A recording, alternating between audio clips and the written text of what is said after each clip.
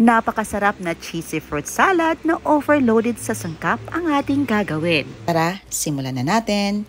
So meron tayo ditong isang buko. So ito yung orange na kulay ang balat ng buko. Napakatamis ng juice nito kung ikumpara mo sa green na kulay na buko. At dito inilagay lang natin sa isang lagayan ang ating juice at syempre ating inumin. Napakasarap, napakatamis at napakasustansya po nito mga mamis. At ito na ang laman ng ating buko. Kinudkod na natin or grenade. At before natin kudkurin, nagpapainit muna tayo ng tubig sa ating pot. Magluluto lang tayo dito ng sago, yung katamtamang dami lamang. Lulutuin natin ito over medium to low heat for about 30 minutes. At ito na ang ating kinudkod na buko mga mamis. Good for salad po ito.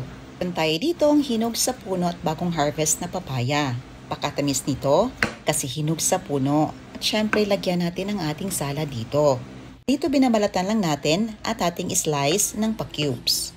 And after 30 minutes, ito na ang ating sago na luto na. Turn off lang natin ang stove at hayaan natin itong nakatakip for about another 30 minutes para ma-fully cook ito. And after 30 minutes, na fully cook na ang ating sago, i-drain na natin ang tubig dito gamit ang ating sifter.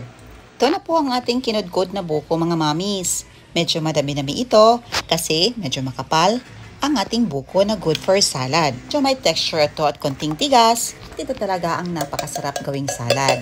Nag-add tayo dito ng 1 can of cream densada. Dahil seasoned din ng dragon fruit, of course, maglagay tayo. Ating nilutong sago, ang ating bagong harvest na papaya. Meron din tayo ditong avocado. Gawa lang natin ito ng pa-cubes. At meron din tayong hiniwang saging. Dahil kinulang tayo sa cream, nag-add tayo dito ng 1/2 of the all-purpose cream at saka 1/4 cup of condensed milk. Para mas lalong sumarap, nag-add tayo dito ng grated cheese. 1/2 bar ang ating ginamit dito para mas lalong sumarap. Sa inyo din yun mga mamis kung gaano kadaming grated cheese ang inyong ilagay. Mas madaming cheese, mas masarap. I-mix lang natin ito hanggang sa ma-fully combine ang lahat ng mga ingredients. At ito na po mga mamis, ang ating napakasarap na cheesy buko halo salad. Kainan na! Best itong ilagay sa loob ng refrigerator for about 8 hours para mag-set. Yan lang po. Salamat sa panonood. See you in my next vlog. God bless you all and stay safe.